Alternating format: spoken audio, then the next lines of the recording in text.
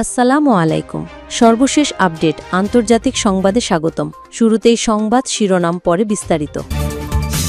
ট্রাম্পের প্রস্তাবে আংশিক সম্মত হলেও গাজায় বিদেশি শাসন মানবে না হামাস। এদিকে ফ্লোটিলার ঢেউ আছড়ে পড়ছে সারা বিশ্বে। গাজা থেকে সেনা প্রত্যাহারে রাজি ইসরায়েল, বলছে ট্রাম্প। ট্রাম্পের প্রস্তাবে আংশিক সম্মত হলেও গাজায় বিদেশি শাসন মানবে না হামাস। ফিলিস্তিনের গাজায় শান্তি ফেরাতে যুক্তরাষ্ট্রের প্রেসিডেন্ট ডোনাল্ড ট্রাম্পের দেওয়া পরিকল্পনা আংশিকভাবে মেনে নিতে সম্মত হয়েছে হামাস। ফিলিস্তিনের সশস্ত্র সংগঠনটি জানিয়েছে, ট্রাম্পের পরিকল্পনা অনুযায়ী ইসরায়েলি জিম্মিদের মুক্তি প্রদান ও গাজার শাসনভার হস্তান্তরের মতো শর্তগুলো মেনে নিতে রাজি আছে তারা। যদিও গাজায় বিদেশি শাসন নিয়ে আপত্তি থাকার কথা জানিয়েছে তারা, তবে আংশিকভাবে হলেও হামাসের ট্রাম্পের পরিকল্পনা মেনে নেওয়ার সিদ্ধান্ত গাজায় চলমান সংঘাতময় পরিস্থিতির গতিপথ বদলে দিতে পারে বলে মনে করছেন বিশ্লেষকরা। যদিও ইসরায়েল ও হামাসের মধ্যকার কিছু মৌলিক বিষয়ে এখনও অস্পষ্টতা রয়ে গেছে। হামাসের এই সম্মতির বিষয়ে বিশ্বজুড়েও ইতিবাচক প্রতিক্রিয়া মিলেছে এবং জিম্মি মুক্তি ও যুদ্ধবিরতি নিয়ে নতুন আশা সঞ্চার করেছে। অবশ্য ইসরায়েলি হামলায় সম্পূর্ণ বন্ধ হওয়া, হামাসের নিরস্ত্রীকরণ এবং গাজার ভবিষ্যৎ শাসন ব্যবস্থা এসব গুরুত্বপূর্ণ বিষয় নিয়ে এখনও প্রশ্ন রয়ে গেছে। যুক্তরাষ্ট্রের প্রেসিডেন্ট ডোনাল্ড ট্রাম্প গত সপ্তাহে ইসরায়েলি প্রধানমন্ত্রী বেনিয়ামিন নেতানিয়াহুর ওয়াশিংটন সফরের সময় তার ২০ দফা শান্তি পরিকল্পনা প্রকাশ করেন। এই পরিকল্পনা মেনে নেওয়ার জন্য রোববার সন্ধ্যা ৬টা পর্যন্ত হামাসকে সময় বেঁধে দিয়েছিলেন ট্রাম্প। অন্যথায় কঠোর ব্যবস্থা নেওয়ার হুঁশিয়ারিও দিয়েছিলেন। তবে বেঁধে দেওয়া সেই সময়সীমা শেষ হওয়ার কয়েক ঘণ্টা আগেই ইসরায়েলি জিম্মিদের মুক্তি এবং গাজার শাসনভার টেকনোক্রেটদের হাতে তুলে দেওয়ার মতো মূল শর্তগুলোতে রাজি হওয়ার ঘোষণা দেয় হামাস, যাকে নাটকীয় অগ্রগতি হিসেবে বর্ণনা করেছেন অনেক বিশ্লেষক। প্রেসিডেন্ট ডোনাল্ড ট্রাম্পও হামাসের এই বিবৃতিকে ইতিবাচক বলে স্বাগত জানিয়েছেন, যদিও তিনি হামাসের আলোচনার দাবির বিষয়ে কোনো মন্তব্য করেননি। একই সঙ্গে তিনি অবিলম্বে ইসরায়েলকে গাজায় বোমাবর্ষণ বন্ধের আহ্বান জানিয়েছেন। তবে তার এই আহ্বানের পরও শনিবার ভোরে গাজায় ইসরায়েলি হামলা অব্যাহত থাকে, যেখানে অন্তত ৩টি স্থানে বিস্ফোরণের খবর পাওয়া গেছে এবং গত ২৪ ঘণ্টায় ৬৬ জন ফিলিস্তিনি নিহত হয়েছেন। ট্রাম্পের শান্তি পরিকল্পনা ও হামাসের প্রতিক্রিয়া। প্রেসিডেন্ট ট্রাম্পের পরিকল্পনার মূল লক্ষ্য ছিল গাজায় সামরিক অভিযান অবিলম্বে বন্ধ করা এবং হামাসের হাতে আটক ২০ জন জীবিত ইসরায়েলি জিম্মি ও ২ ডজনেরও বেশি জিম্মির মৃতদেহ ৭২ ঘণ্টার মধ্যে ফেরত দেওয়া। বিনিময়ে ইসরায়েল তাদের কারাগারে আটক থাকা শত শত ফিলিস্তিনিকে মুক্তি দেবে। এছাড়া এই পরিকল্পনায় হামাসকে তাদের অস্ত্র সমর্পণ করতে হবে এবং গাজা শাসনে তাদের কোনো ভূমিকা থাকবে না বলে উল্লেখ করা হয়।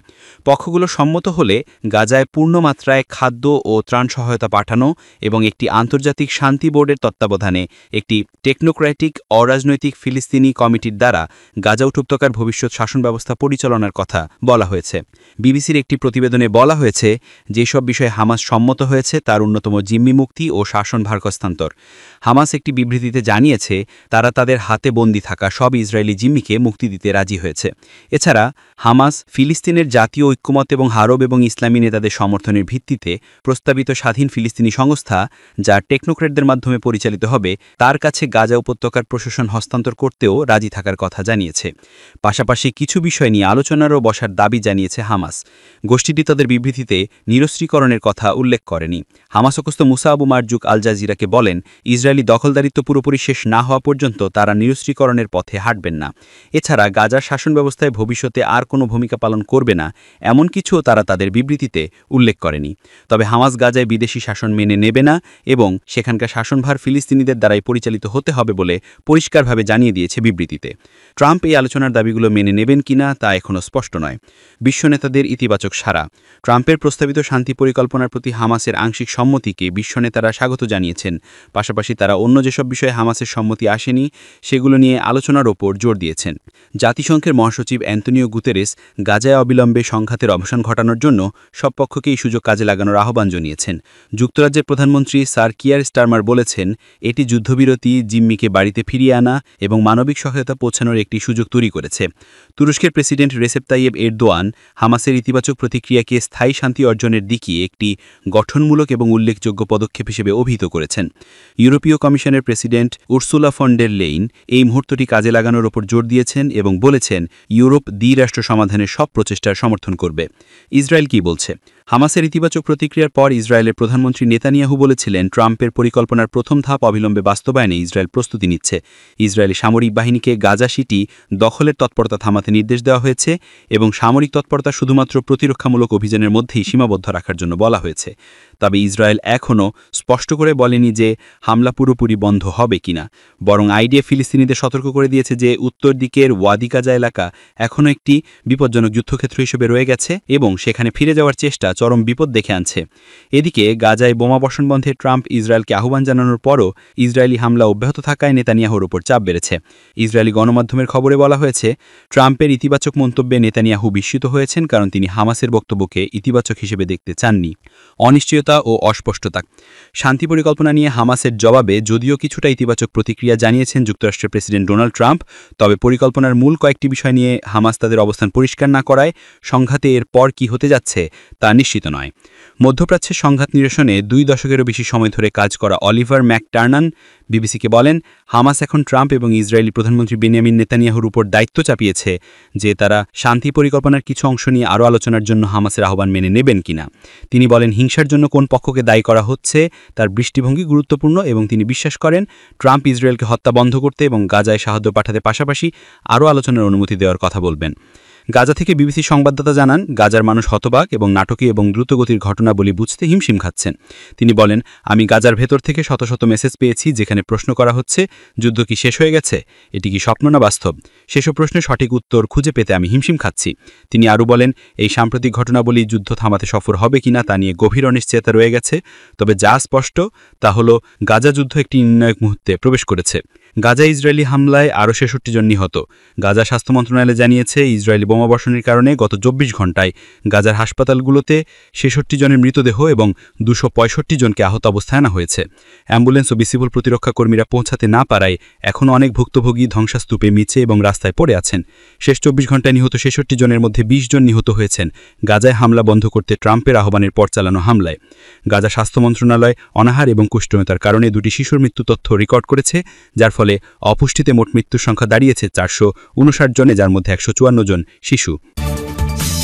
এদিকে ফ্লোটিলার ঢেউ আছড়ে পড়ছে সারা বিশ্বে। গ্লোবাল সমুদ্র ফ্লোটিলা যখন যাত্রা করেছিল তখন নৌবহর গাজায় উপকূলে পৌঁছবে কিনা তার থেকে একটি বড় বিষয় আলোচিত হয় এর বিশ্ববার্তা নিয়ে। এর মাধ্যমে তারা জানান দেয়, গাজা একা নয়, শত শত নারী পুরুষ অবরুদ্ধ জনগণের পাশে দাঁড়ানোর জন্য বিশ্বের সবচেয়ে বেপরোয়া ও আক্রমণাত্মক সামরিক দখলদারিত্বের বিরুদ্ধে গ্রেফতার, নির্বাসন ও সংঘর্ষের ঝুঁকি নিতে ইচ্ছুক। তাদের লক্ষ্য প্রতীকীভাবে ত্রাণ সামগ্রী গাজা উপত্যকায় পৌঁছানোর মাধ্যমে আগ্রাসী ইসরায়েলের সর্বাত্মক অবরোধ ভাঙা। পাশাপাশি মানবসৃষ্ট দুর্ভিক্ষে যখন গাজাবাসী অনাহারে অসার হচ্ছেন, শিশুরা ধুঁকে ধুঁকে মরছে, তার মধ্যে গণহত্যার লাইভ স্ট্রিমিং চলছে, এরপরও চুপ থাকা বিশ্ববিবেককে জাগিয়ে তোলা। সব বাধা আর হামলা পেরিয়ে নৌযানগুলো যখন ভূমধ্যসাগরে, তখন তাতে হামলে পড়ে দখলদার ইসরায়েলের সেনারা।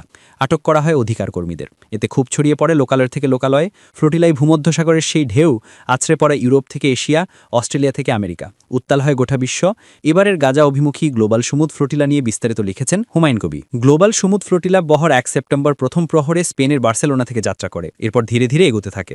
এরপর 13 থেকে 15 সেপ্টেম্বর তিউনিসিয়া ও ইটালির সিসিলি দ্বীপ থেকে আরও নৌযান এ বহরে যুক্ত হয়। এছাড়া গ্রিসের সাইরাস দ্বীপ থেকে পরবর্তী সময়ে আরও কিছু নৌযান ত্রাণ নিয়ে বহরে যুক্ত হয়। বর্তমানে বহরটিতে 44টি নৌযানের 40টি আটকে দিয়েছে ইসরায়েল। শুরুতে এই নৌবহরে 25টির বেশি জাহাজ ও অন্তত 44টি দেশের প্রতিনিধিত্বকারী শত শত আন্তর্জাতিক স্বেচ্ছাসেবক, কর্মী ও আইন প্রণেতা ছিলেন। আয়োজকদের মতে তাদের মধ্যে 24 জন মার্কিন নাগরিক সহ কয়েকজন মার্কিন অভিজ্ঞ ব্যক্তিও আছেন।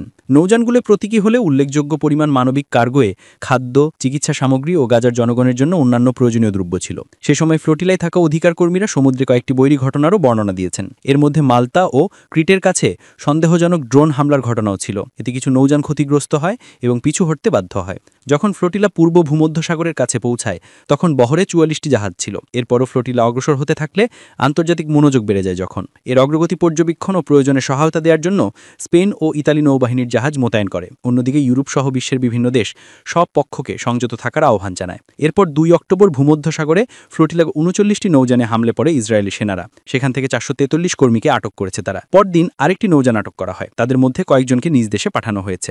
গন্তব্যে না পৌঁছালেও ফ্লোটিলা বিশ্বজুড়ে আলোড়ন তৈরি করেছে, নাড়া দিয়েছে বিশ্ববিবেককেও।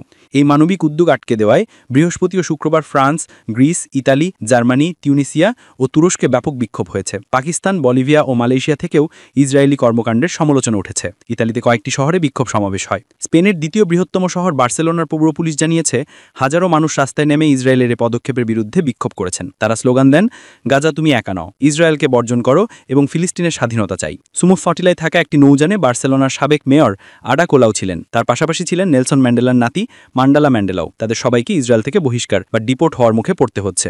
একই ঘটনায় আইরিশ পার্লামেন্টের বাইরে ডাবলিনেও কয়েকশো মানুষ মিছিল করেন।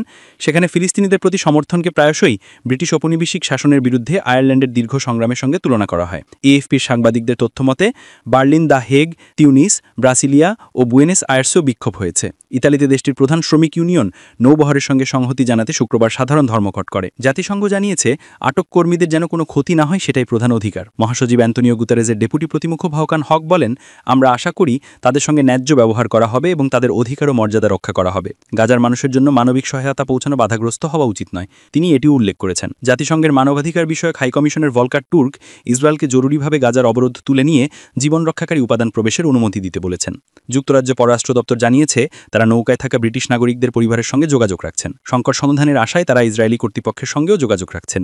এই ঘটনার প্রতিক্রিয়ায় কলম্বিয়ার প্রেসিডেন্ট গুস্তাভো পেত্রো দেশটি থেকে ইসরায়েলি সকল কূটনৈতিককে বহিষ্কার করেছেন এবং নেতানিয়াহুর বিরুদ্ধে আন্তর্জাতিক অপরাধের অভিযোগ তুলেছেন। দেশটি ইসরায়েলের সঙ্গে করা মুক্ত বাণিজ্য চুক্তিও বাতিল করেছে। ইসরায়েল জানিয়েছে নৌবহরের কর্মীদের ইউরোপে নির্বাসিত করা হবে। আটকের আগে থুনবার্গ একটি ভিডিওতে জানান, ইসরায়েলি বাহিনী আমাকে অপহরণ করেছে এবং আমার ইচ্ছার বিরুদ্ধে নিয়ে গেছে। ভূমধ্যসাগরে এই ফ্লোটিলার যাত্রা ছিল আন্তর্জাতিক আন্দোলনের ক্ষেত্রে সংহতি প্রকাশের নতুন এক অধ্যায়ের সূচনা। আরব বা বিদেশি ব্যক্তিরা যেই জাহাজেই থাকুক না কেন, সেই জাহাজের প্রত্যেক কর্মী তাদের সঙ্গে এমন এক দৃঢ় সংকল্প লালন করেছিলেন যা সীমানা ছাড়িয়ে বহু দূরে এগিয়ে গেছে। যদিও ইসরায়েল জাহাজগুলো অবরুদ্ধ করতে সক্ষম হয়, তবে এই কর্মীরা যখন দেশে ফিরে আসবেন তখন তাদের এই কণ্ঠস্বর আরও জোরে প্রতিধ্বনিত হবে। তা থামানোর মতো তাদের কোনো পদক্ষেপই কাজ করবে না। ফ্লোটিলা অন্য প্রচারকদের তুলনায় কেন আলাদা? তারা কেবল গাজা হত্যাযজ্ঞের বিরুদ্ধেই সমর্থন জানাচ্ছেন না, বরং তারা নিজেরাই ইসরায়েল বিরোধী অবস্থান নিতে এখন সাক্ষী। তাছাড়া নৌবহরে অংশগ্রহণকারী অন্য প্রচারকদের থেকে আলাদা হওয়ার কারণ জীবিত অভিজ্ঞতার মুখোমুখি হওয়া। তারা রিপোর্ট বা স্ট্যাটিস্টিক্স দেখে বসে থাকার পক্ষে নাই, নিজেরাই ঘটনার সাক্ষী হতে এগিয়ে গেছেন। ইসরায়েলি অবরোধকারী সেনাদের তৎপরতার প্রত্যক্ষদর্শী তারা। একটি প্রতিক্রিয়া শান্তিপূর্ণ অভিযান থামিয়ে দিতে তারা আন্তর্জাতিক জলসীমায় ইসরায়েলি দখলদারের হস্তক্ষেপ পৌঁছে দেওয়ার অভিজ্ঞতা অর্জন করেছেন।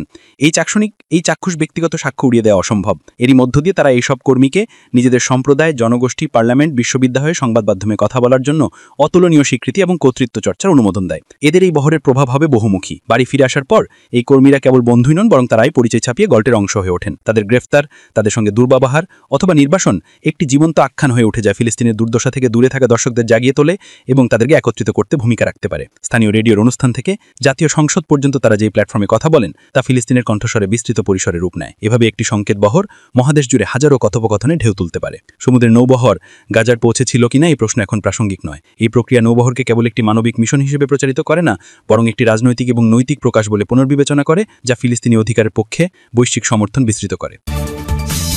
গাজা থেকে সেনা প্রত্যাহারে রাজি ইসরায়েল, বলছে ট্রাম্প। ফিলিস্তিনের গাজা থেকে সেনা প্রত্যাহারে রাজি হয়েছে ইসরায়েল। হামাস যুদ্ধবিরতিতে সম্মতি দিলেই দখলদাররা প্রথম ধাপে সেনা প্রত্যাহার শুরু করবে। মার্কিন প্রেসিডেন্ট ডোনাল্ড ট্রাম্প নিজেই এ তথ্য জানান। খবর রয়টার্সের। মার্কিন প্রেসিডেন্ট ডোনাল্ড ট্রাম্প নিজের সামাজিক যোগাযোগ মাধ্যম ট্রুথ সোশ্যালে লিখেছেন, হামাস নিশ্চিত করলেই যুদ্ধবিরতি তাৎক্ষণিকভাবে কার্যকর হবে, জিম্মি ও বন্দি বিনিময় শুরু হবে, আমরা পরবর্তী ধাপে সেনা প্রত্যাহারের পরিবেশ তৈরি করব। গত সোমবার হোয়াইট হাউস একটি মানচিত্র প্রকাশ করে। সেখানে ট্রাম্পের যুদ্ধবিরতি পরিকল্পনার বিস্তারিত বর্ণনা দেওয়ার চেষ্টা ছিল। এতে ইসরায়েলি সেনা প্রত্যাহারের জন্য বিভিন্ন সীমারেখা চিহ্নিত করে দেওয়া হয়। সেসব সীমারেখা থেকেই ইসরায়েল প্রাথমিকভাবে সেনা প্রত্যাহারে রাজি হয়েছে বলে জানিয়েছেন ট্রাম্প। এদিকে শনিবার আল জাজিরার প্রতিবেদনে বলা হয়, মার্কিন প্রেসিডেন্ট ডোনাল্ড ট্রাম্পের শান্তি পরিকল্পনার প্রতি প্রতিক্রিয়া জানিয়েছে হামাস। এই দলটি উপত্যকার প্রশাসন ফিলিস্তিনি টেকনোক্র্যাটদের হাতে হস্তান্তর করতে এবং সমস্ত ইসরায়েলি বন্দীকে মুক্ত করতে সম্মত হয়েছে। ফিলিস্তিনি গোষ্ঠীর প্রতিক্রিয়ায় তাদের নিরস্ত্রীকরণের গুরুত্বপূর্ণ বিষয়টির ব্যাপারে কিছু বলা হয়নি, তবে তারা বলেছে মধ্যস্থতাকারীদের মাধ্যমে অবিলম্বে শান্তি আলোচনায় প্রবেশ করতে ইচ্ছুক তারা। এরপর ট্রাম্প ইসরায়েলকে বোমা ফেলতে বারণ করেন। সেই নিষেধ উপেক্ষা করে তীব্র হামলা চালায় ইসরায়েল।